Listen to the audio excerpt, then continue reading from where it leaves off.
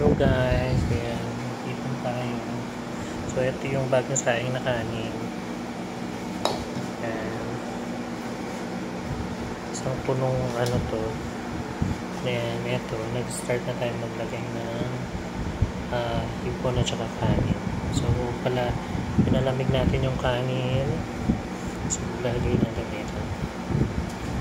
Layer.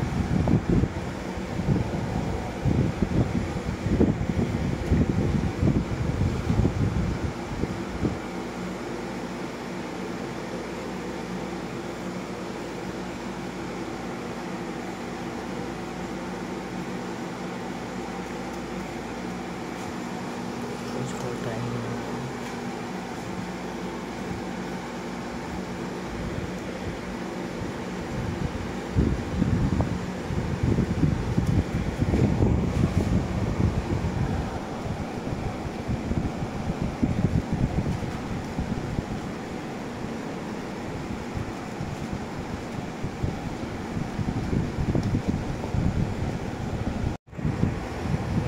For the second layer, ay third layer na to. Napag-umpisa na tayo, tapos ito pangalawa. So hindi natin lalagyan ng asin to mga pia. Ano tanong yan? Walang asin, walang ano, sa kanin lang, bagong saing na kanin. Tapos yung hipon.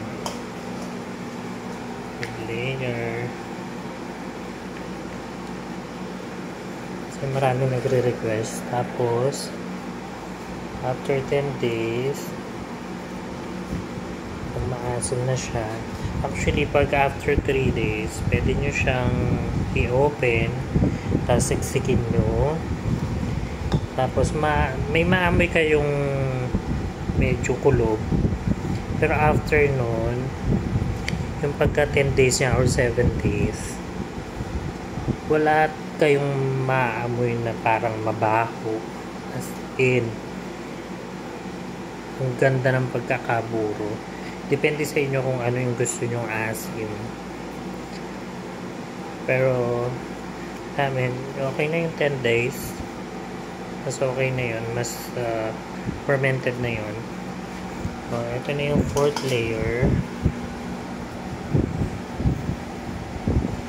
Dagdagan na natin yung fourth layer. Sasakin natin.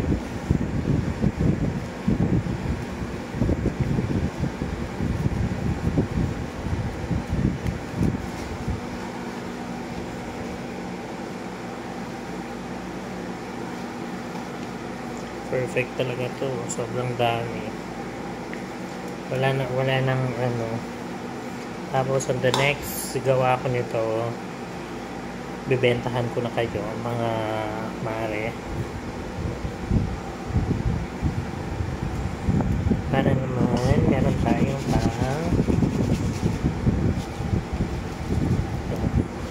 panglagay. So ito na yung huli, diba, sobrang daming hipon.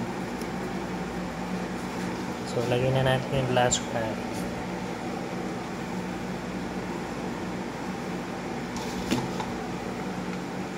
Sabihin nyo, tinipid ko kayo ha.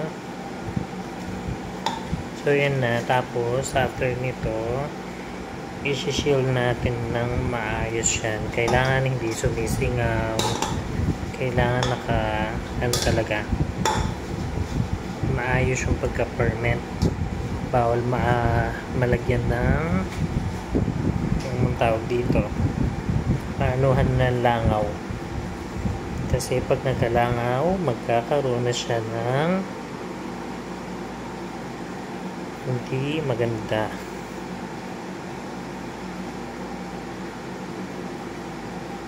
So ayan na guys. So yan, isang timba. Isang timba lang siya, pero nasa 3/4, around 3/4 yung ginawa natin. So yun lang guys, until sa susunod na check natin after 10 days or 7 days, Pero i-check natin to after 3 days para makompress natin or ma-plat natin itong puro. Yan na siya guys. Nakling wrap na yan. Tapos ilalagay natin yung taki. So yan. See you after 3 days. Lang bye. Bye guys. See you on Luto Day.